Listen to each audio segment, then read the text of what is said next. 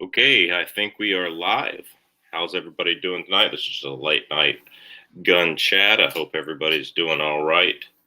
Um, just sitting here in the bear rug chair, the baby bear rug chair, as Troop would call it, and chilling. I've been quarantined like everybody else. I was actually under quarantine until I got my results back. I did test negative for COVID-19, so that's good. Of course, they say the results aren't 100% these days, but it's pretty close. I had a bad chest cough, and I've had this on and off for a few months, really. So that's that. I figured while we're waiting for people to get in here, just talk about what we're doing during COVID-19. This looks like Ghost Tactical's here.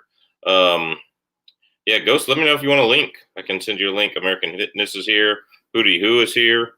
I can send all you guys a link if you want to just get in on the chat. Let me know. It's kind of spontaneous. I don't know if Monday night at 8:45 works for most people, but of course it's 12:45 and on the East Coast. So I know you guys in North Carolina and Tennessee and stuff are doing that. What's up, Harvesting Southeast AK? Colin Whitlock, man, are you still in Georgia? It's late night, man. How you doing, buddy? It's good to see you. Just going to talk about stuff I've got coming up for ammo. I've got to go test, but I can't go test it because I'm quarantined. So I was just going to let y'all know what I'm going to be testing. I'm going to test these Fiocchi 50 grain ballistic tips. They come in a 50 round box for $25.99. Michael Kaler, my computer is dead. Watching and chatting. Okay. You can get on your phone, Michael Kaler. Only 11:45 here. Okay. So 50 grain Fiocchi. Now, when I open this box up, it looks like the brass is like seconds. So I didn't know if any of y'all have tested this before. I've not heard good things about it, but if you look at the brass is just, it's not shiny. It's not cleaned very well. It's got stains and stuff on it, but the bullets are 50 grain VMAX. Just supposed to be what they are, 50 grain VMAX. So it's like a varmint box. So I don't know if anybody's had any with these. I was going to do a 4 guns test, 10.5 inch, 16 inch, 18 inch, 20 inch AR on these on the chronograph, and then probably do a couple of. We know what a VMAX is going to do in a ballistic shell test. It's going to splatter apart, but I was just thinking about that. So let me know if you got any ideas on what you want to see on that. But of course, I have videos up until April 22nd, so they're scheduled ahead of time. But this is the stuff I got to go shoot still. I'm going to do a 10 millimeter versus 357 Magnum. Both of these are kind of your hard cast, high tech coated from Underwood. A 200 grain, supposed to be going 1250. When I tested this before, it was only going about 1200, which is really disappointing. 1190 to 1200 on that video. Very disappointing on the 45 Super versus these. And they still penetrated very well. And 357 mag supposed to go in 1400 high tech coating. So we're going to do a bear protection 10 millimeter versus 357 mag. I don't know if y'all have seen these before, but they got that kind of red coating right there. Try to keep the fouling down in Glock barrels was the idea. Underwood says you can shoot them in a Glock barrel. I don't shoot hard cast in Glock barrels. Just better safe than sorry. And then here's the 357 mag. So both 6-inch barrel, 6-inch barrel GP100 and a 6.5-inch barrel KKM Glock 40. Hey, Hootie Who, you remember that blue plastic 308 you tested? I was the guy that did the ballistic calculations for you in the comments. Oh, cool. Yeah. Hey, Hootie Who, do you have any videos on the we got Michael Kaler coming in on his phone. Hey, Hootie Who, do you have any videos on the 10 millimeter chronograph on the So that's what I want to look for. Hey, what's up, Luke Tilley? Hey, what's going on, Michael Kaler? How you doing tonight? Living life, brother. How y'all? Doing good, doing good. So I'm just going over things I'm going to start testing. The Critical Defense 73 grain FTX bullet. Going to try that out. I got 2 boxes of this, so that's going to be fun. Do it like me and you did before with the 10.5 inch, 16, 18, and 20. So That'll be fun. And I got 2 boxes of this as well. 223, 75 grain boat tail hollow point. So that's going to be fun. And I've only got 1 box of this 64 grain deer season. These things are pretty sweet. They have a high ballistic coefficient in other calibers. This is that all black tip right there, ballistic tip. So, okay, Hootie Who said, I think heavy metal guns and outdoors chrono the 10 millimeter. Oh, okay, cool. If I could send a recommendation, I'd like to see 338 versus 4570. Maybe Swift A-frames for the 338 and HSM bear loads for the 4570. I'd like to see what the best grizzly stopping caliper is. Oh, American Fitness, that's a great idea. 338 versus 4570. In my opinion, first of all, I'd use closest to the same ammo in both of them that I could. The HSM bear loads, I tried to film them one day and it didn't turn out, but they chronographed down in the 1500s. So that was not good for a 405 grain, plus P rated 4570. So, yeah, the 338 is not cool. My brother-in-law are talking about comparing the 4570 to 375 Ruger. We just don't have ballistics gel. Yeah, you can make ballistics gel with the gelatin you get at Walmart, but you're going to spend $70 on ballistics gel. So, what's going on with you, Michael Kaler? Go ahead. We've been spending this time doing just all kinds of stuff that you need to be doing this time of year anyway. Planting. I might have planted a little bit more than I would have, but I've got probably 200 starts right now between vegetables and some herbs. I even planted pumpkins this year. I was like, you know what? If we got time, I'm gonna have the girls take ownership of those pumpkins. So now those are their plants. They can watch them and they get to harvest the pumpkins off it. Yeah, well, that's good. That's a good way to spend the time in the quarantine is planting, because you don't know by the time that stuff's ready to harvest, you don't know what the shipping situation and all the barges coming to Alaska with food, what it's going to be. Yep. I was talking to a buddy today who's he's a Army vet, and he's living out there, and he was talking about it too, and had a lot of really good thoughts of, like, he had heard rumors of people that had poached moose. And he was like, why do that now? Like, that makes no sense, And I was thinking that way. And I'm wondering how many people out there, like with the panic buy, people that went out and bought, spent their entire last paycheck on toilet paper and 9mm self-defense. How many people out there, how many people out there have done stuff like that? As where if you think in the future, like right now, we're trying to restock shelves. And people are still buying it all out. Like, it's coming in every week. But like you saying, we're going to have other things that are going to take precedence coming up here shortly. You have to apply whatever is needed most.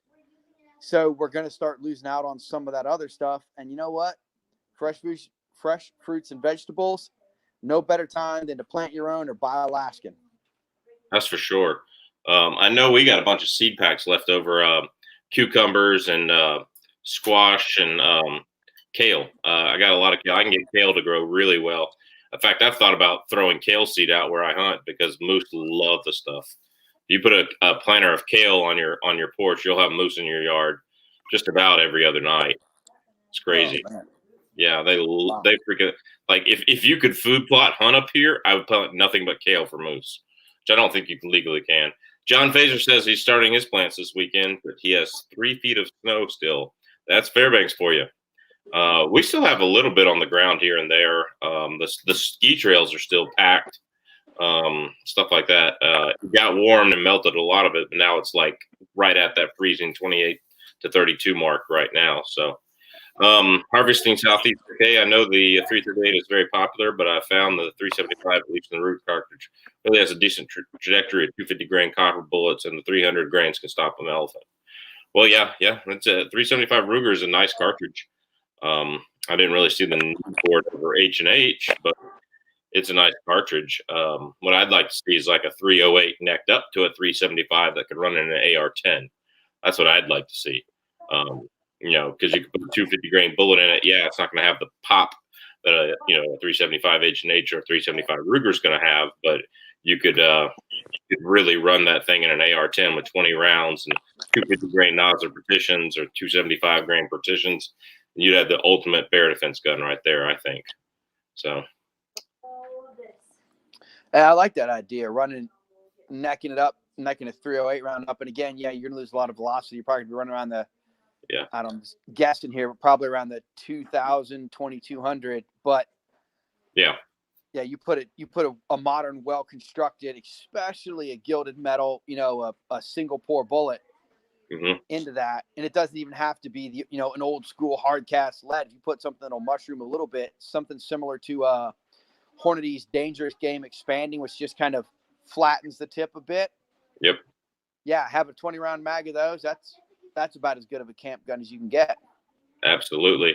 The 338 Federal actually has decent ballistics and is good. So, see, Hootie Who says he can plant corn and hunt over the food plot, but illegal to dump corn on the ground and hunt over it. Silly Tennessee laws. That's how Georgia was when I lived there. You couldn't just dump corn on the ground, but you could hunt over anything you planted. I tell you one thing. I see you hunt in the woods a lot, Hootie Who. Why don't you go get Durana clover and plant that about 2 weeks before you hunt in the woods? Durana clover, it'll come up. It can take the shade of the trees. It doesn't need all that. It just needs to be in good ground. Just rake up a spot in your hunting area, rake the leaves up, put the clover seed down, put the Durana clover on top of that area as much as you can afford, rake the dirt back over it, 2 weeks. You'll have lots of clover and you'll have nothing but deer chewing on it all night long. And then when you get there in the day, they'll go away because that's what they do. But I'm telling you, try that, Hootie Who. Directly. Harvesting Southeast AK says 375 Chi-Tac gives a 308 necked up. Okay, I'm going to have to look into that round. That's a round I don't have. If you've got one Harvesting Southeast AK, I'll play for a paying ticket to do a video on that. I'm just kidding. I don't have the kind of money. Check that out. How do you spell that? Durana. It's Durana clover. Who? I bought mine at several, feed and seed stores, farming feed and seed stores. Austrian winter peas. If you have a place that you can plant in an open field, Austrian winter peas will really bring the deer in. That'll bring deer off of other properties. They love that stuff. It's like crack cocaine. Austrian winter peas. Because I want to see you get a deer with that 50 caliber. I'm in Kentucky. Any feed and seed store, Durana clover, I mean, you can buy it online too. Crimson clover is good too, and it'll do okay in the woods, but the Durana is really, and what's cool about the Durana is it'll come back year after year. It's about a 3-year perennial, so it's not an annual. You don't have to plant it every year. That's that. So yeah, Gun Guy feed and seed stores. That's the place to go. So Hootie Who, I think I sent you a link if you want to join in. You're welcome to join in. But yeah, so a Patreon supporter, going back to the ammo I'm going to test, donated these. The controlled expansion tip from the Elite Hunter 6.5 Creedmoor. And I know a lot of people dog on the 6.5 Creedmoor. I think it's a cool caliber. I'd rather hunt with a 308 or a 708 out to 300 yards. Past 300 yards, I'd rather have a 6.5 Creedmoor, But the energy still goes down pretty well. It's past.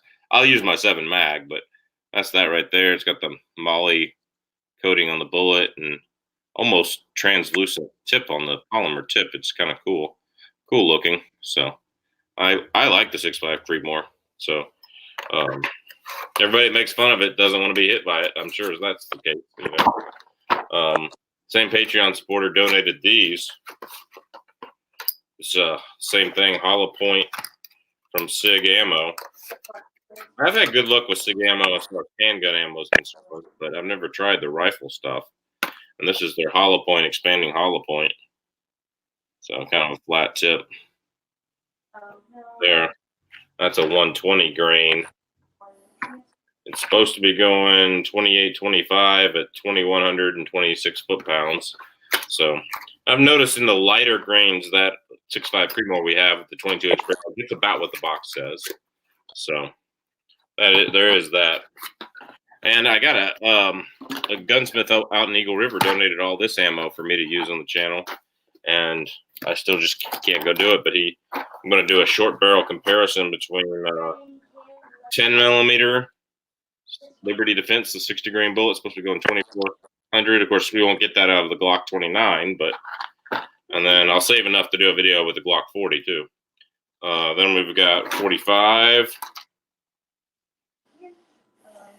Then we've got 40. Good morning, Rebel. It's not morning here. Still 9 p.m. here. 357 SIG.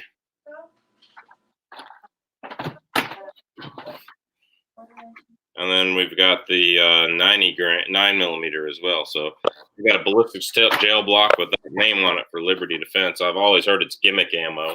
But when somebody donates it, why not? Why prove it gimmick ammo, The 49th State. Hey, Chuck, what up? Hey, what's going on, man? My apologies, I mixed up the names. It's the 375 Raptor that is necked up to 375, a 308 necked up to 75. I had to check my Wildcat cartridge. That'd be pretty awesome. Personally, I really like the idea of an AR-10 in 338 Federal. I've shot one. It was wonderful. But that's not. I get it when I am late to these things. I got so many questions. Atlanta Light, I have no agenda. So, man, if you got questions, ask them away. We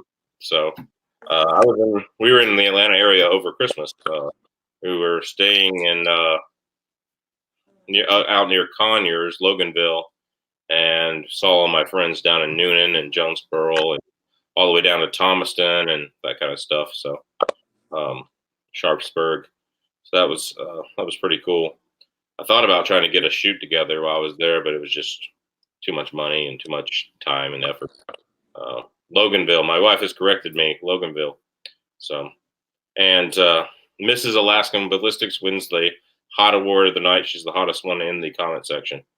So, 60 grain, 10 millimeter. Wow. Yeah. Thought on this, and their 5.56K accepts AR magazines. You're talking about the new Palmetto State one that's it's an AK that's built to take 5.56 magazines. What do you think on that, Mike? Have you seen that? The Palmetto State it's supposed to be coming out later this year. That sounds an awful lot to me like a Daewoo K1 or K2. And yeah. I got to be honest, I think that there's a lot there as long as it's done right. And generally speaking, I haven't seen a lot of bad from PSA. You get what you pay for, but they go bang from what I've seen. So I'm interested to see how it functions with a lot of the different ones, whether it be just the P mags, the military contract mags, some of the other, maybe even those heavy steel mags. See what it does. Yeah, that'd be interesting. I'd love to have one and test one. It's the PSA AK-103, according to Atlanta Light. Yeah, and I saw that on one of the SHOT Show videos. And yeah, it's definitely interesting. I'll say this about Palmetto State. When they come out with something brand new, wait until the second generation. I'm still waiting on their second generation PA-45 AR carbine, pistol caliber carbine 45. They have not re-released that. They had so many issues with that. They have not even re-released that, and that's been like 2 or 3 years. And I've just been like, well, I'm gonna not touch that. So there are some things. Okay, Jonathan Dardu, what do y'all have to say about 40 Smith & Wesson versus 45 ACP? I got to go 45 all the way. I had a Glock 23 with Federal 180 grain Hydroshock blow up on me. And it is not the Glock's fault. It was an overpressured cartridge. Glock took it in. They repaired it, everything. It blew out the extractor and the magazine and the trigger and the magazine catch. But the barrel and the frame and the slide were all fine. So I literally shot that gun after they repaired it. But it blew out from a hot 180 grain. And it was just one of those things where, 1 in a million blew up, but it happened to me. And yeah, it's It took me until last year to buy another 40.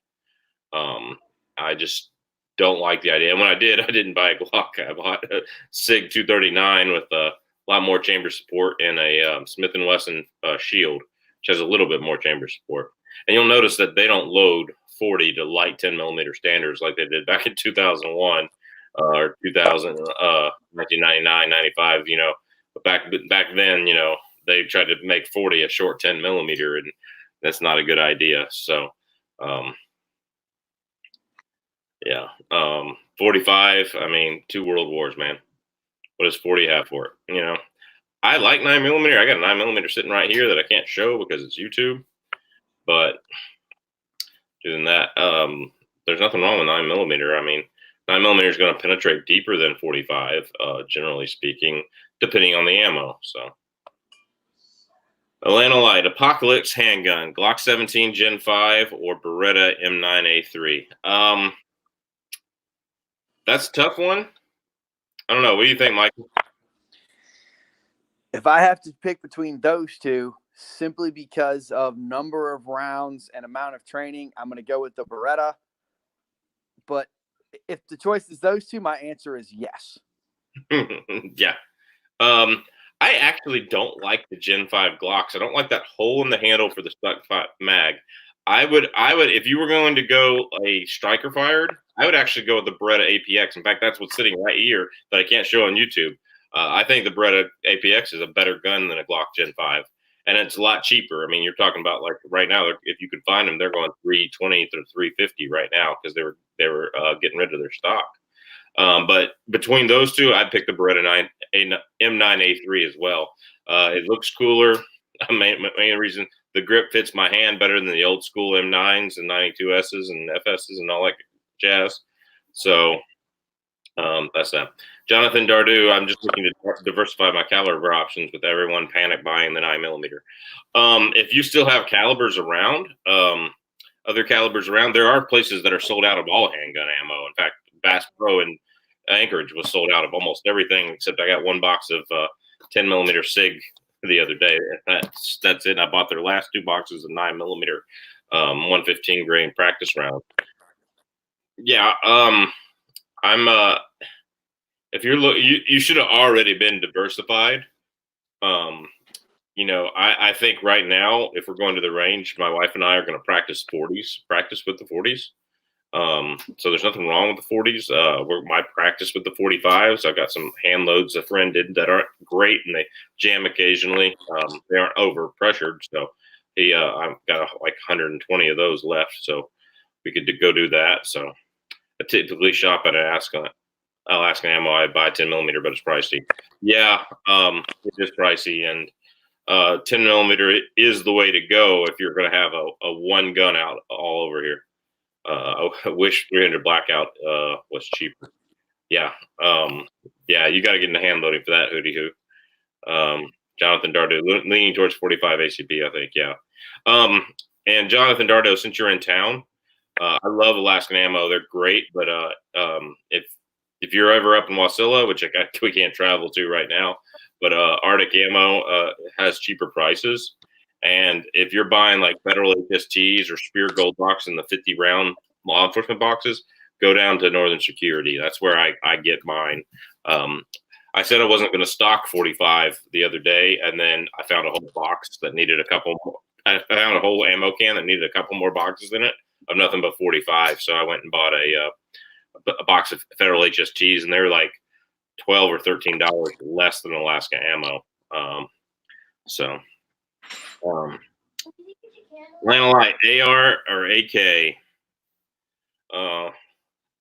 For Crap Hits the Fan, let's say this, all the barges up here quit delivering food. What are you going, AR or AK, Michael? Me and you did a video of 4 different types of ARs. Yeah. I've got at this point in my life, thankfully to all the people who pay taxes, thank you all. I've got probably hundreds of thousands of rounds out of an AR. I have no problem with an AK, but I'm going AR. It's what I know. It's what I'm going to stick with. Yeah. I'm going AR simply because of accuracy. I got two ARs, mine and my wife's main gun, and my 16-inch barrel I just built. All three of those can do an inch at 100 yards, and that may not be combat accuracy, but I've noticed deer hunting when I have a round, or even caribou hunting when I have a round that gives me that inch group at 100 yards, I have more confidence that I can make that shot. And that's the thing. So I'm going with AR. I mean, we're loaded up with 62 grains Barnes TSX. So it's a hollow point bullet. Of course, the longer range is going to act like a Full Metal Jacket because those coppers just don't expand at like 300 and 400 yards. That's what happened on that 7mm bear, black bear. But yeah, Alaska Ammo is really out of money right now. Atlanta Light. When providing your not so gun literate type friends with a weapon, AR or AK, I'm going to be honest with you. I'm not providing weapons to people that are not so gun literate. I don't feel like it's the right thing to do. I think they should have been gun literate or interested and stuff like that. I've invited several of my liberal teaching friends to go to the range with me. They turned me down.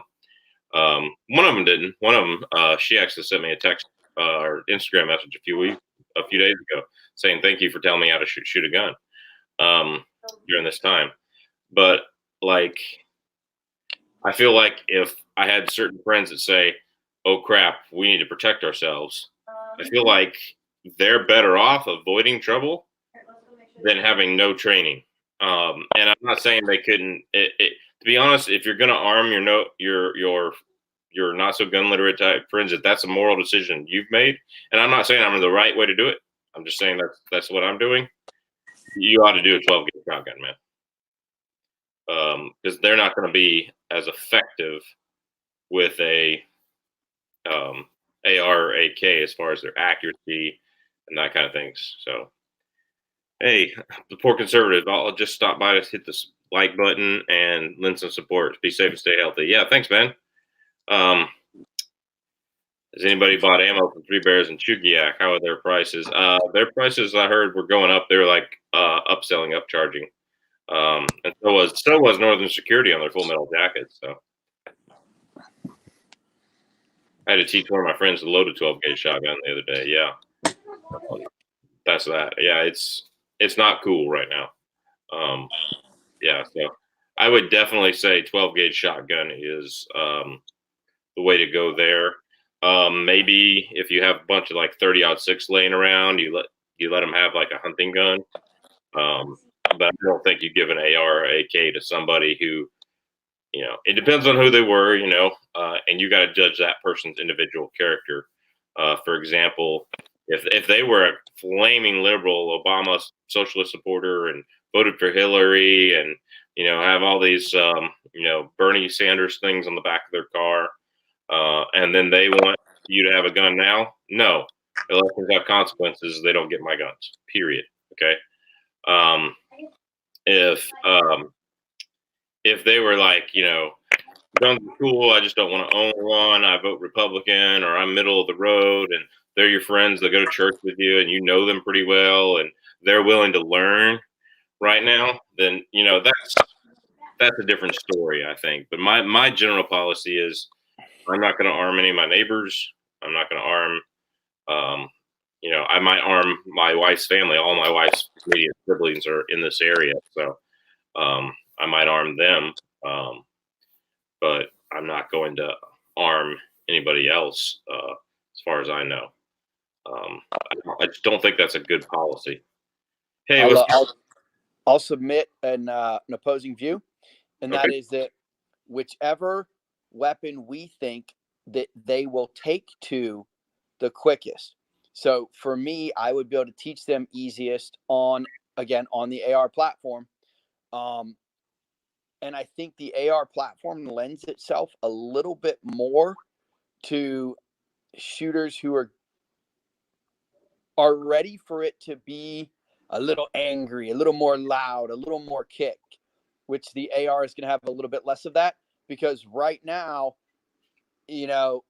with what we see out of a lot of, the Democrats who just toe the line because that's what the Democratic Party does, and same for a lot of the Republicans. But for those, gun hating so-called people, now's a good chance to explain to them why having that option of deadly force to protect yourself or your family is a good thing. So I think maybe this is a good chance to expose them to it and go, this is what we mean. This is why we have them, is so that we are protected. My kids, my preparations, my friends, my family are protected. You can do the same thing. And oh, by the way, if you do this, then you don't have to be scared of the bad guys out there. Because when you have an entire flock of sheep that become sheepdogs, the wolf has no prey. Yeah. And I agree with that. I think for your own safety, you don't know if those people are going to turn on you, that kind of thing. Hey, 2A EDU, I'm going to send you a link to get in here if you want to. I've got I'm going to send it to your Instagram.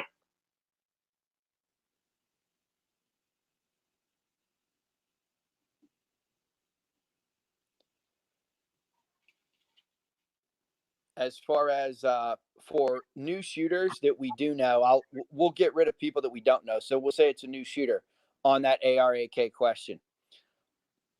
I think whichever one you are the most comfortable on, that is what you expose someone to, because that's what you will be able to talk to them about and teach them about best. Agreed. And that's why I'm way more comfortable in an AR than I am an AK, especially mag changes.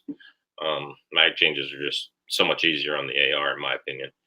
I think it's a great platform. So, hey, Ozark Yeoman. So, hey, actually, I'm just going to throw this link in the chat right here. Anybody wants to join us, give your opinions. That's fine. So that's that. But yeah, any other questions? I think at this time it would be a good idea to have what I call fight boxes in various parts of the house, the extra loaded magazines and ammo for all your guns that you have out for use. Yeah, that's not a bad idea. I have different guns stationed in different places, but extra mags are kind of in my go bag right now, and several of them on top of the safe. So I can't find any headphones as right now. I'm not using headphones. I'm just using the computer microphone and computer speakers. So jump on in, man. Ozark Yeoman, you can jump on in too. So yeah. If you're in the chat or you watch this later and you don't know who 2A EDU is, he does a great job of keeping up with the legislation. Does too many Taurus videos because Taurus guns are crap, but he does a great job of keeping up with the legislation. He's my friend, and y'all check him out. 2A EDU. I got to bust his chops a little bit. I can't. I have revolvers in the counter at Cabela's that you can literally lock it, a Taurus Judge, and it just keeps on spinning. It doesn't lock. I'm like, yeah, the Taurus is still crap. I know the G3 and the G2C and all that stuff are doing better than they used to, but yeah. So that's my thing. But no, 2A EDU, go subscribe. He's got a ton of followers now. He's keeping up with the legislative, especially in Michigan. So if you're in the Michigan, North Midwest type area, check him out. So that I think it causes feedbacks from speakers to mine. Yeah. Are you hearing a lot of feedback right now? Your views on body armor and bandoliers when it's time to move into the wild. What do you think, Michael? If it's your time to move into the wild, I think body armor and bandoliers falls below good tarp, a wool blanket, and some extra fire starter. But it definitely has its place, especially when bugging in. But for bugging out, that's a lot of weight to carry, coming from somebody who's carried it for, miles and miles, thinking about the most likely enemy out in a scenario like that. I think maybe soft armor plates might be a bit much. American Fitness says Taurus revolvers can jam. I didn't know a revolver jamming while cleaned in oil was possible. Oh wow, I've never heard of that. But here's the thing about revolvers. I love my Ruger revolvers. I got two. I got the 357 GP 100. I just put a video out on this week, and I've got the 2.5-inch 44 Red Hawk, and I love them both. But if you have a problem with the revolver, generally speaking, it's not the gun's fault; it's the ammo's fault, and you have some type of crimp loose, and it gets stuck in like the forcing cone area, or it gets stuck where the cylinder won't turn. And once you have something like that, it's generally something that puts that gun out of the fight. So revolvers don't jam 99.9999% of the time, but neither do Glocks, you know? And so it's like, why would you want to? I'd still much rather have a 10 mm Glock than a revolver. But going back to the body armor question, I like body armor. I like the idea of having body armor. I have the strike face plate that Hootie Who did a video on today. Go check that video out. It was awesome. I have that same plate, Hootie Who, and Mr. Guns and Gear basically sold it on me. He did a video a while back, and he with some 16-inch barrel, he put 25 rounds or 30 rounds of M855 62 grain ball ammo, and that's a lot of rounds for ball ammo at like 25 yards and stopped every one of them. After he shot it with 12 gauge, after he shot it with M855 ball from a 20-inch and a 308 from a 20-inch, I think, or 16-inch or something. So, Heat Taurus revolvers have one, sold one. Yeah. I'm not a big revolver guy. I just got into Taurus recently, and the newest semi-autos have been great for me, but I review a lot of guns and I like mid-range. Yes, he does. A lot of mil-spec stuff, mil-serv stuff, excuse me, on your stuff as well. So, yeah, go check out 2AEDU. He gives me a shout out every time I join his chat, so I got to do the same thing. Thanks for joining, brother. But yeah, body armor. I have the level 3+ caddy armor in the back, and I've got the level 4 strike face in the front. And I've been thinking about switching that because the 3+ in the front, you know, my ass is going to be running away pretty slow, so might need to have the level 4 in the back, you know. But you know, if I'm bugging out, it really depends on the time of year. You know, this time of year is probably the best time to bug out because the snow's not real deep, but the ground is still solid here in Alaska, and you don't have the mushiness where everywhere you step like you do in the summer. And because everything's a bog, unless you're on rock up the side of a mountain, everything's a bog. Am I wrong, Michael Kaler? Nope, you're right. Yeah.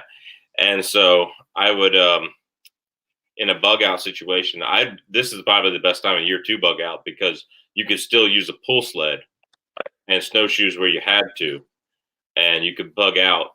And that, you know, with your bug out bag, that, you know, my bug out bag has my 1022 takedown in it, 5 or 6 spare mags, you know, 100 rounds of the CCI suppressor ammo, 5 or 6 spare mags, clothing, fuel, food.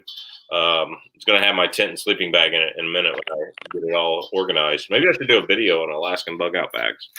Let me know what y'all think. But the things that I can't put in the bug out bag, they go on a pull sled, and I'll pull the sled in as far as I want to, leave it at a spot that I think is secure, safe, or hidden. Go set up camp the first night, then go drag the sled back because I don't want to carry a 70-pound pack and then drag a 70-pound sled at the same time. But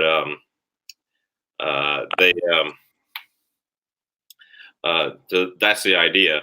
But in the summer, you can't pull a drag sled unless you're on like marshy area and you don't mind stepping up to your knees in mud and tussocks and stuff like that. So, excuse me. So. Yeah, in a bug out situation, like my body armor would go on the sled along with the little portable space heater and my COVID-19 ammo prepping box. That video, I don't know if y'all have seen that live chat I did a few weeks ago, or, you know, with all the ammo I've prepped because I was panic buying, which I've already done. You know, I've already kind of done the same thing as well as most people is panic buy ammo because I've been buying ammo every paycheck, but for the channel mostly. And I'm just like, well, now we got to do it this way. Have the brown bears woken up yet? I know black bear is opening across the lower 48 now. I don't know about brown bears for sure, but I have been told that there was a black bear up on the hillside the other day in Anchorage in a neighborhood on the hillside. So that means that if black bears are awake, brown bears are awake. Generally speaking, brown bears wake up before black bears. So I'm not bugging out. There is nowhere to go. Then I'm better off bugging. That I'm better off bugging out too. Yeah. All right. Thanks for the super chat to ADU. Alaskan Ballistics doesn't do enough tourist videos. LOL. Well, hey, if you keep paying me enough $2 super chat, maybe I'll do a tourist video. Actually, I did shoot a Taurus in one of Chook's videos, a little 380 Slim, and he was shooting extreme penetrators out of that 380, and they were going like out of that little barrel, they were going like 200 or 300 feet per second less than what they were supposed to. And I'm just like, okay, so this thing has like 125 foot-pounds on it, and I won't do 380. But no, thanks a lot, man. You don't have to do all that, but I appreciate it. To a U to you, I'll be sure to check out those videos in a bit. Yeah, and he has some good videos, good review videos, tabletop reviews. So it's good stuff. Check him out. Any other questions? So I can talk about the COVID-19 test where they take a Q-tip this long and stick it up to your brain. That was a lot of fun. Yeah, we harvested 2 of them that was laying down. Okay, so in a doomsday apocalypse scenario, as far as things on a rifle, which do you think is best? Just iron sights, battery-rated optics, solar optics, scopes with no illumination. I'm going with whatever you like is what you need to have. If you want just irons, have just irons. I think iron sights on an AR-15 as a backup, or plastic sights on my case for the Magpuls that Michael Kaler makes fun of me for. But he's right. If I were to go around the corner and jam the sight into something, they will break. But that's why they stay down until you actually have to use them. And I've sighted them all in and stuff like that. But I'm going to do what you like. On my 20-inch DMR setup, my 20-inch Palmetto State, I can get an inch at 100 yards. I've got a Nikon 4-12, P223 scope on it. So I've got the ballistic reticle in it, and I know my drop out to and my point of aim out to 600 yards, and it's great. On my wife's 18-inch, which is kind of a hybrid between a 16-inch and a 20-inch, it's got a lightweight barrel, lightweight handguard, and it was $20 cheaper when I ordered it from Palmetto State, and I decided. When she came over that day, she's to my girlfriend, I go, "This one's yours," to justify buying it, Anyway, so that one's been hers ever since, and she shoots an inch with it at 100 yards. Same thing, Barnes TSX 62 grain. We have the 1-4 SIG whiskey. What is it? SIG Whiskey Tango 4. It's a 1-4 first focal plane, and so on 1 power, that dot is really small and it acts like a red dot. And you flip it up to 4 power, and you can make shots out to 300 or 400 yards. We both of us have made shots at 300 yards with it. So I like on an AR-15 that SIG Whiskey Tango 4 or any other type of low variable power optic. I think is a great choice. A 1-6, 1-8.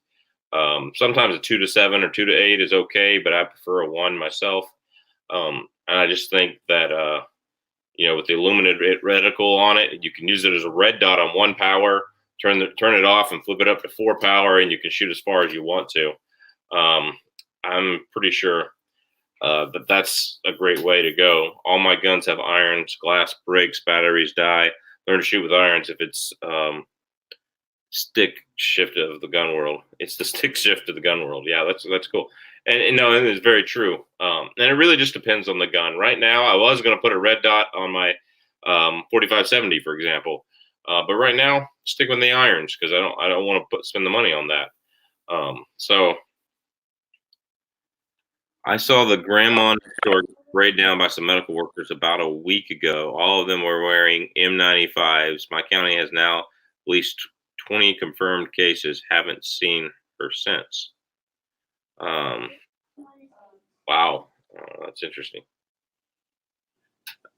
2AEDU, another super chat. Thanks, man. You don't have to do all that, man. For 2AEDU, if he keeps giving you those super chats, I'm gonna make you shoot my Taurus tracker. Yeah. All right. So hopefully it'll break on me in the video. IMHO, God is our best tool in times like this. Yes, that's very true. I'm a Christian and I believe in God, and he definitely is our best tool. And the only reason why I even care about staying alive in a crap fancy video scenario is so I can share the gospel with more people, and that's what I believe in. So, thank you to EDU. I definitely agree. I have dozens of guns, some with optics, some without. I'm good either way. Yeah, I'm thinking, the low power variable optics best, but I have a red dot on my 16-inch. Just a little Holosun. I have a red dot. Right now, I have the Fiachi magnifier behind the red dot because they sent that out to me for review, and I didn't really love it. It wasn't terrible, but when you put it up on 5 power, you got to shift where your head is to see the thing. It's I'm going to take it off because it's heavy. So that's that. Mike LOL. I've liked this channel for a long time. Yeah. He has. He's been supporting me since long before when he was a small channel and I was bigger, and now he's bigger and he's still supporting me. I appreciate it. To EDU, it's a good guy. What do you think, Michael Kaler? You go with irons, or you go with scopes, or you just go with what you're familiar with, or what do you do? So current setup: irons, not plastics, and got on my 16-inch. I have the Bushnell AR Tactical 1-4 with a horseshoe and a mill drop, which I like that mill drop. You can put to anything. It gives you some drop compensation ability, but it's not specific to any one caliber. So I could take that and move it over to any other weapon that's got a pick rail on it. Mm-hmm. For my Remington 700, I got actually a Bushnell Elite that I got with the gun when I bought it close to 10 years ago now. And that one is non-illuminated, just a straight mill dot reticle. The 1-4 on my AR does have a battery, but it's not an auto shut off. So I have to turn it all the way off. It does eat through those 2032s pretty quick, but I do like that same thing. 1 power. It's basically a red dot up at 4 power. It'll do everything that I need it to do in the realm of 5.56. And then on the 458 upper, I've got the Holosun Solar with batteries. And then also on another AR in the household, it's a 10.5-inch pistol. I've got the same Holosun on it because the ease of use for that red dot and for a 10.5-inch barrel, I'm not taking that. You could, but I'm not taking that out to a couple hundred yards. That's hallway, a 20 by 40 target. Yeah, and I've shot through that. Your 458, and that Holosun is really nice. It's a good one. Jonathan Dardu says, "What would you go with? Walther PPQ 45, Springfield XDM 45, or Smith & Wesson M&P 2.0 45?" I'm going to tell you, I don't like any of those guns. I'm Glock 21, double stack 1911. If you're going 45, I'd say the Walther is nice. I just don't like the grips on them. Okay, if you like the grips on the Walther, out of that list, I get the Walther. Springfield, I don't like their politics. I don't want to buy a brand new gun from them. But if you find a good deal on a used one, they're great guns. What I don't like is it has the magazine release on both sides. And if you do what I do, which is slap your holster and draw, you can hit the left-hander's magazine release that's on the right-hand side of the gun. And so it's if you bump up against things, that can pop out a lot. So I don't like that. But otherwise, both guns run really good. Smith & Wesson 2.0 45, if you ever pick one up, it's a big grip, and it only has 10 rounds. If I want a big grip, I'm going to get a Glock 21, have 13 rounds. So there is that issue as well. But get whatever you like. I mean, out of that list, I have to go PPQ 45. But I just don't like them. 280 is you telling you to go for 357 SIG. Yeah, that's not a bad option because there's still some of that on the shelf. If you have a place that has that on the shelf, but the other thing is you need to make sure you can get practice ammo. I know a lot of places you can only get hollow points for that around here right now. So, Michael Kaler, out of that list, um, what do you like out of that list? So, Simply because of grips, M&P. M&P. And I thought the M&Ps came. I thought the full size came with 13 round magazines. No, the full size is 10, and then they have a 14 round extended magazine that comes out like this far from the gun, bottom of the gun in 45. I love the gun in 9mm. It's a great, once I got mine back fixed from the factory, it was a great gun. I mean, we shot yours a couple times, compared your Generation 1 ported to my heavy 2.0 with the light on it, and they kicked the same, it's like, because I got the heavy O light on the bottom of it, and the slide's heavier on the 2.0. Yeah. So, I liked your submission of the double stack 1911. That's what I'm waiting on. And I'm going to throw it out there again. If anybody from Rock Island Arsenal is watching, 5.6.862, build them and ship them. Threaded barrel, 5-inch frame, 5.5-inch barrel with a rail, double stack. Start shipping them. I've literally been waiting on one for almost a year now. Yeah. The only thing is for all the 7 or 8 stories you hear about people loving their Rock Island, you hear 2 or 3 of them that they just crap. And it's just like, Rock Island's like they're trying to make a name for themselves, and they've gotten better, but I just don't think I could trust my life to one. I might buy one to have one and shoot it, and I just don't ever think I could trust my life to one as soon as I've had that, if you're going doubles, but they're the only game on a double stack 1911 right now, aren't they? I mean, Remington was producing some, but they're having some tough times. Remington is so. Are they, the only one I know that Remington is producing right now is a very, very basic, which you could use as a platform to build off of. And then STI has got a couple out there, but in the sub $1,000 price range, Rock Island is one of the only ones with a double stack single action. Yeah. And I'm not. It doesn't have to be a 1911 format, but if I'm going to get something like a 10mm or a 45 in a big frame, I want a single action, or wait for Smith & Wesson to come out with a 10mm in the M&P, which I'm not sure why they haven't. I'm sure they have a reason. They haven't released it. Yeah, I don't know that frame would take a 10mm. Let's see. 2AEDU says his M1911A1 has been great so far. If you like a classic 1911, yeah, that's the military World War II copy that they did. That Military Arms Channel did such a good video on.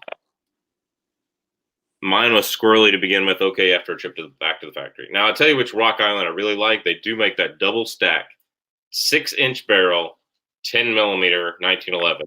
They want right at $1,000 for it, and that one is sick. And I've seen it at Alaska Ammo a couple different times whenever they have it in stock. If they have that one in stock, I'll text you, Mike. Yeah, because at this point, I mean, yeah, I want a 5-inch frame, and that 5.5-inch threaded barrel would be nice, but a 6-inch might get me a little bit more velocity. And since for me, this is going to be, guide holster, chest gun, 5-inch, 6-inch, I'd be happy for it. I was just hoping that they'd come out, because that 5.6.862 is a 10mm, but I'm eager for them to come out with it. Yeah. And if you're going 1911, 10mm up here is the way to go. Unless you just want something to shoot, just to have fun with. And harvesting off these kids, they will always fight, from what I can tell. I heard that Remington has a new CEO that's really brought the quality up of the new guns. Not sure if that's true. I hope it is, concerning how great Remingtons used to be. I think Remington should have stuck to one thing, which was the 700 and the 870 and their 22s. The fact that they tried to diversify the pistols and do their own design that sucked, and the fact that they had they bought Marlin and brought Marlin downhill. Yeah, it was just bad. Christopher Niakok, iHawk Custom, I think, has a double stack 10 millimeter, but it's about in the 4,000 price range. That's cheap for an iHawk Custom. Yeah, you know, Mm-hmm. I don't need to eat or pay rent for the next 5 months. You know, so it's a um, so. Oh, I'm not sure if I showed everybody, but I am going to do some ammo testing with this. I think I'm just going to go out the range and plink with it. I've never actually used this stuff. This is the M22. 40 grain, 1255 feet per second. It's supposed to be, for a 22 AR type platform. So we're going to do some accuracy testing out of the Marlin 60, do some 1022, just mag dumps, and then Smith & Wesson Victory. I was just going to go out and plink with that all day, see how good it was. Do some chronograph to see how consistent it is. Do some accuracy on paper, see how accurate it is out of 25 and 50 yards with the Marlin 60. I don't think I was really going to do a penetration test with a round nose copper plated bullet. It's going to go through jeans and stop at about 12 to 16 inches in ballistic shell. So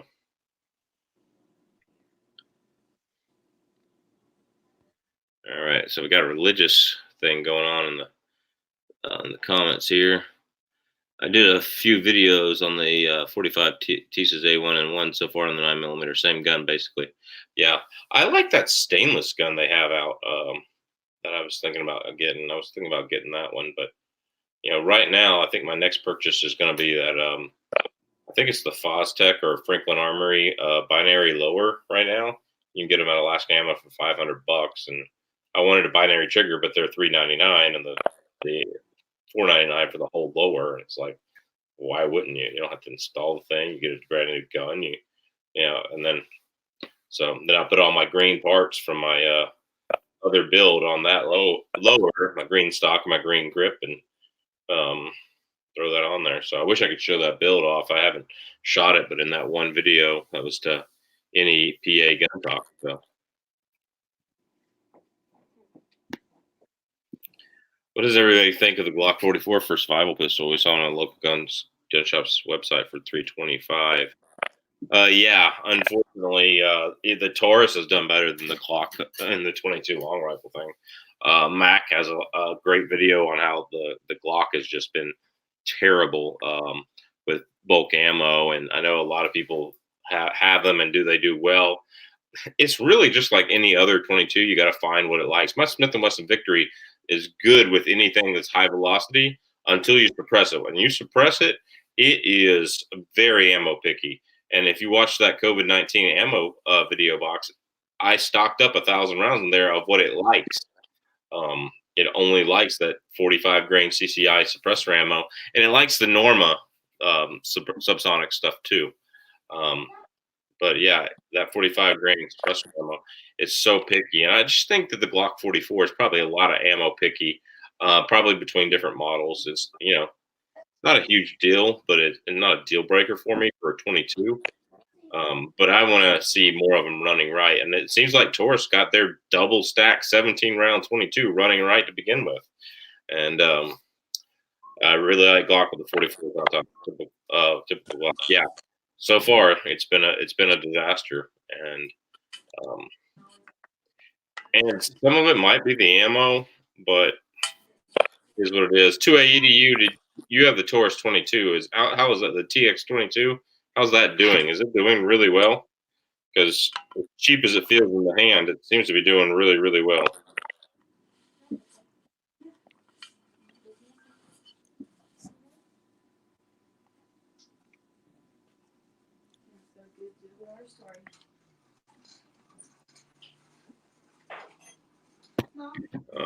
Sorry, my real estate agent was on the texting me there. I got one of those calls today too.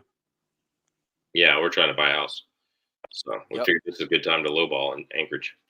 So okay, so here's a question, kind of off of the direct survival type of COVID, but what without getting into too many specifics, I've used a VA loan twice. I used a USDA out in the desert of California, and then for this one, I'm going to be using a 5% conventional. What was your choice of loan program? I think we have a conventional and an FHA choices. So it really depends. I think we're going FHA, but really just depends right now. So I'll tell you something for everybody else out there listening that hasn't done this yet. I went and did the math between a 3.5% FHA and a 5% conventional. Now there is that, additional 1.5% that you've got to have at the closing table for down. When you look at the monthly payment, initially they're going to be pretty close to the same. But with the 5% conventional, you get rid of the primary mortgage insurance once you get to whatever percent, whether it be 75, 78, 80%, depending on the company that's handling the loan. They will actually get rid of the primary mortgage insurance, as where for an FHA, you have to pay that primary mortgage insurance for the life of the loan or until you refinance it, whichever comes first. yeah. And we figure in 2 to 5 years we'll refinance it if interest rates stay low. But right now, I think there's a 50-50 chance of there being an American dollar after all this crap. Because if you look at the all the things that we were supposed to have with an economic collapse, with our debt way higher than all that, if you look at all those numbers, all that, and I'm going to put his name in the chat here. If you don't listen to Peter Schiff as a if you don't listen to him as a financial guy, you need to check out his daily podcast on YouTube. But he's basically saying we're already a socialist country. Trump's, if you look at the numbers, Trump's deficit this year is bigger than any deficit Obama had. And his job numbers were realigned or reconsidered. And he's not actually had better job numbers than the last year of Obama. And presidents don't really control the economy all that much. I mean, all they can do is sign in lower taxes and, try to work with the Federal Reserve. But other than that, that's that. What survival knife do you think is a jack of all trades? K-bar utility, K-bar combat curry, Bowie knife, tomahawk axe type, folding style knives. I think you should have some type of axe with you. If you're trying to bring one tool as a trick of all trades, what's that? Chuka's it's made here by Great Northern Knives. Big old butchering knife that you can chop bones. It's huge. It's like this big. It's like a cleaver almost, that you can chop stuff with and you can skin stuff with. It's a cleaver, but it comes to a point. It's huge and it's made out. It's like that thick, and I definitely would look at that. Chuka's a great there. 2AEDU says Grand Power. Don't forget the Glock knife. It's pretty good. K-bar is awesome too. I have a Buck Alaskan survival knife right now, and it's not got anything in it or anything like that. And I have a couple of K-bars, and they do okay. They're good. I lose knives too often to spend a whole bunch of money on them. So.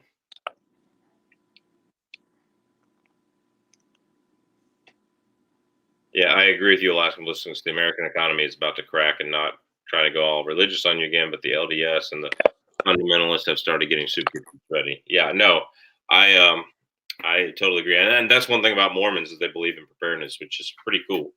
But I'm not gonna get religious on here, but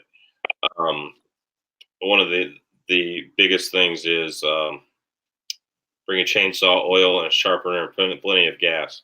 I have plenty of gas, buddy, but that's one thing. If you had to bug out here in Alaska, you are screwed. Because if you bug out in the summer, it's all bogs that you're walking on until you get into the mountains and the woods, high forest. And if you bug out in the winter, it's really freaking cold. And while we have a huge moose population, and that's going to get depleted pretty quick, and Dall sheep, people start climbing up there to get Dall sheep. If you're bugging out here in Alaska, it's tough. It's tough. You need to have a place way off the grid you can go. Anchorage is a big town, and there's only 2 roads out of it. And, the valley has basically 3 ways out of it, right? Michael Kaler, northeast, northwest, and south to Anchorage. And We have Yep. north to the valley, which you got to run into a population center there, of 30 or 40,000 people, and we have south towards Girdwood and Soldotna and Seward, and so you run into populations there. And so if everybody's going out in the woods and bugging out, it's kind of rough. If you have a cabin out on a lake somewhere and you're used to just doing the survival thing, Alaska's the best place. But if you are living in the city and working and you're living in civilization, Alaska is probably the worst place to be a prepped and survivalist. What do you think, Michael Kaler? If you don't have your place set up already, you're too late. Yeah. And even if it's just a small place, if you just got some old corrugated tin, or basically even if you just have a greenhouse out there made out of 2x4s sitting on some railroad timbers, you'll be great. But if you don't already have that, I mean, there's a reason they make movies about people surviving 2 weeks in the Alaska bush. Yeah. No. There's a reason.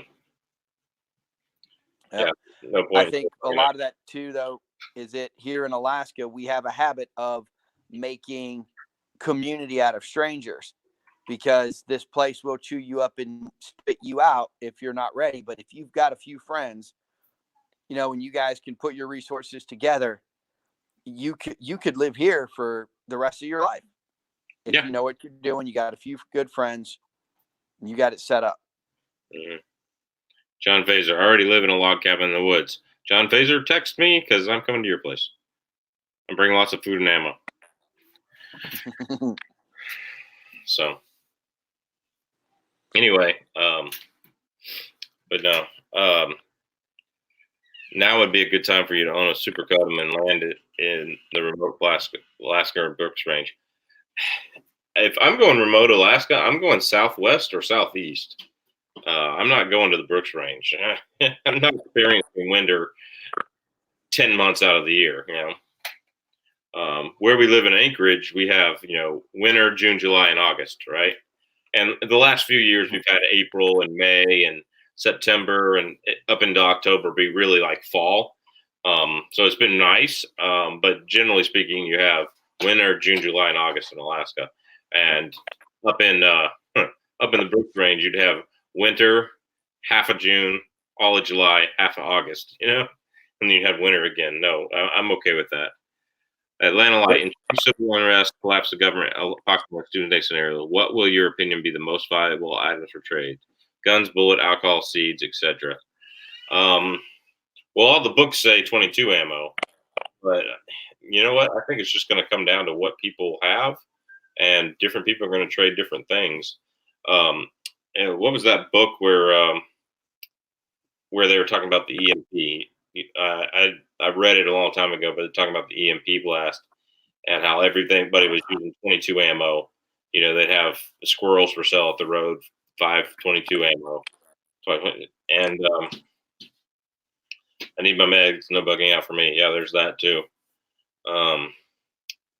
Grab the hooch and cigarettes. Those will be gold for trading. Cigarettes and tobacco, 288, coffee.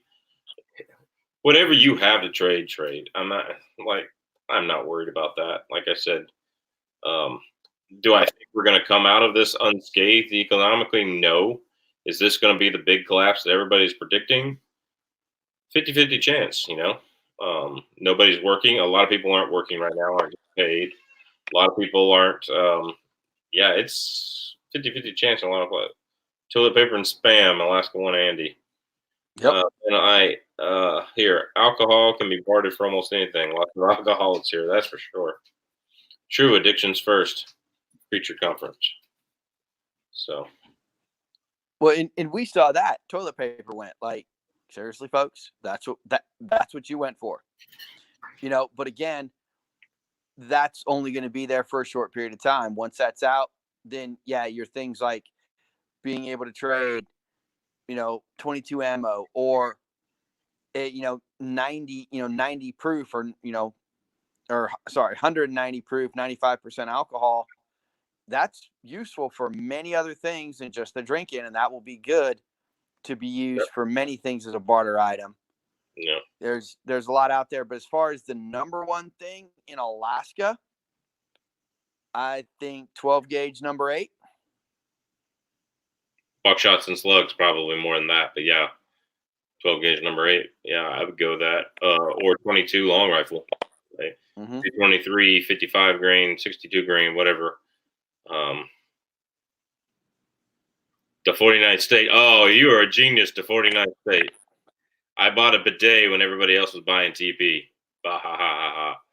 That's a genius. If you bought that, there ain't nothing like squirting all of it out. Hey, what does the roll of toilet paper and the Starship Enterprise have in common? If you know the answer, put it in the comments. What does a roll of toilet paper and the Starship Enterprise have in common? What does John Wayne and government issue toilet paper have in common? Oh, I don't know this one. So, yeah, if you know the answers, put it in the side chat or put it down in the comments. But, well, nobody knows the answers yet. Well, John Wayne and government issued toilet paper, they are rough, they are tough, and they won't take stuff off of anybody. Yeah. All right. So the Starship Enterprise and a roll of toilet paper both fly around Uranus looking for Klingons. That's rough right there. That is rough. Yeah. So anyway, LOL. What? I don't know. LOL. Sorry. That's a rough joke. Yeah. Sorry. That's probably inappropriate. I apologize for that. That joke was about as rough as government toilet paper. Yeah. My tap water is about 34 degrees, so no bidet for me, LOL. John Pazer, yeah. Nerds. Yeah, I'm a big nerd. I love Star Wars, Star Trek. My favorite is Stargate, so I'm a big nerd. I love it. Yes, I am. 280 EDUs, like dying, laughing, crying over there. Yeah, so anyway. Well, my computer that I'm doing this on is on 6% battery, so I think it's a good time to end it. Michael, you got any videos coming up on your channel that you want to talk about?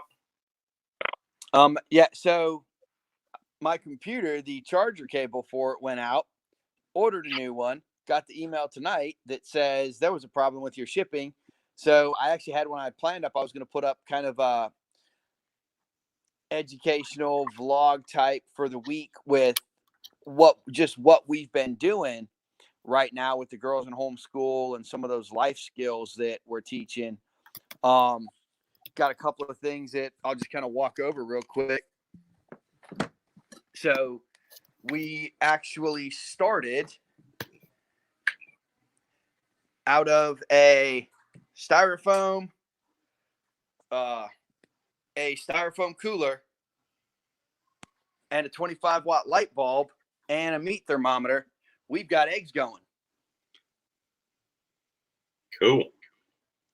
And then, we planned all the stuff, just that kind of stuff. Got that coming up. And then I actually found some 458 SOCOM ammo that I'm going to go keep working on that radical upper, try to get it going to where I'm, I trust my life to it. And then going to have